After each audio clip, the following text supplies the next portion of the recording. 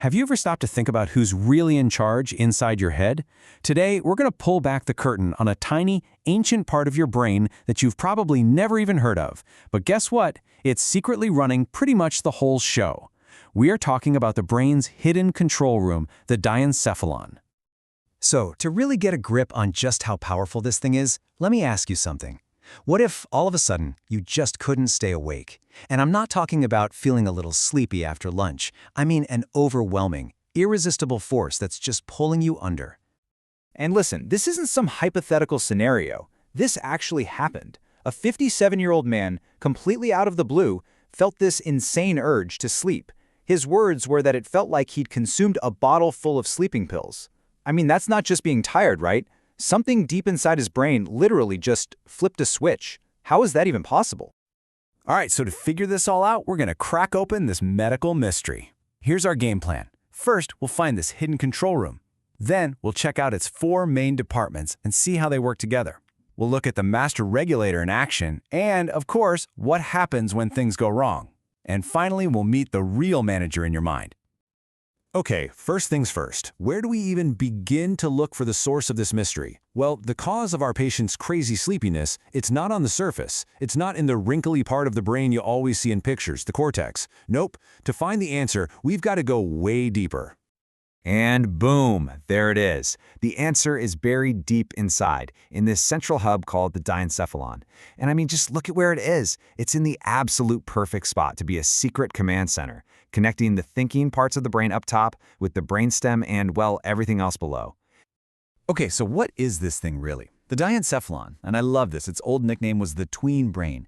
It's this major section of the forebrain, tucked right between the big cerebrum and the midbrain. But here's the key. Don't picture it as just one blob.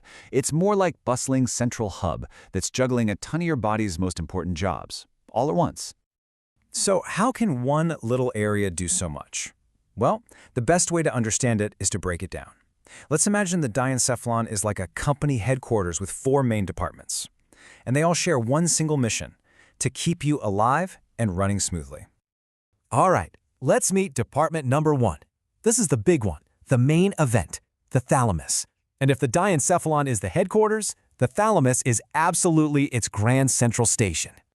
And that's really not an exaggeration. Think about it. Right now, everything you're seeing, hearing, the feeling of the device in your hand, pretty much all of that sensory information has to go through the thalamus first. It's like the bouncer that decides what gets into the VIP lounge of your conscious brain. But, and this is super important, it's not just a simple gatekeeper.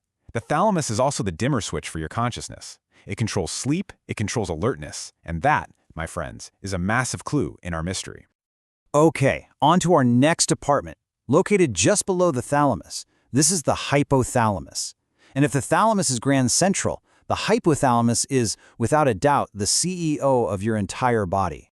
Its main job, its whole reason for being, is to maintain what scientists call homeostasis. It's a fancy word, but all it means is keeping your body in that perfect, just right state. This tiny, tiny area is your internal thermostat. It's what makes you feel hungry or thirsty. It's in charge of your body clock. And how does it do all this? By being the boss of the pituitary gland, the master hormone gland of the whole body. Oh, and it can also flip the switch on primal stuff like rage or the urge to run away. It's so powerful. And if you want proof of its power, check this out. It's absolutely wild. Scientists discovered that if you create a tiny bit of damage in one specific spot of a cat's hypothalamus, it will eat non-stop, like it's starving. But if you damage a spot right next to it, the cat will completely lose its appetite and refuse to eat. I mean, that is surgical-level control over one of the most basic instincts we have. Moving on to department number 3, the epithalamus. Think of this as the body's official timekeeper. Its most famous component is the pineal gland. You've probably heard of it. It's the little factory that pumps out melatonin, the sleepy hormone. It's also the bridge that connects our emotional centers to other brain areas. You know how you get so cranky when you don't sleep well? Yeah, that's this connection at work. So it makes sense that when the timekeeper is out of whack, you can get problems like insomnia or even depression. And that brings us to our 4th and final department, the subthalamus. Its job is to be the movement modulator. It's a critical piece of the whole system that lets you move without being all jerky. It helps make your movements smooth and coordinated.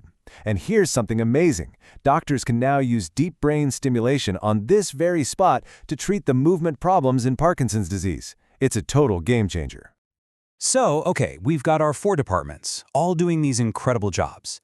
But how does the CEO, the hypothalamus, actually send its memos out to the rest of the company? Your body. How does it give its orders? Let's take a closer look at its private hotline. What you're looking at here is the super special connection between the hypothalamus and the pituitary gland. Remember, the pituitary is the master hormone gland, and they have 2 ways of talking to each other. A direct nerve pathway, kind of like a landline, and this other really clever indirect route using its own private little blood highway. So here's how that brilliant little system works. Step 1, the hypothalamus, the CEO, writes up these little chemical memos, releasing or inhibiting hormones. Step 2, those memos get sent down that special blood vessel highway directly to the pituitary's inbox. Step 3, the pituitary reads the memo. And step 4, it then sends out its own big, company-wide announcement hormones into the main bloodstream. These are the orders that go out to all the other glands in your body, telling them what to do. It's such a smart, efficient chain of command. It really is a beautifully elegant system when it's working right. But because it's so central, because it's the control room for everything, when something goes wrong in the diencephalon, the fallout can be massive, and I mean really dramatic. For example, look at something called diencephalic syndrome. It's a rare condition in kids, usually caused by a tumor messing with the hypothalamus. Now, the hypothalamus is supposed to be managing growth and energy, right?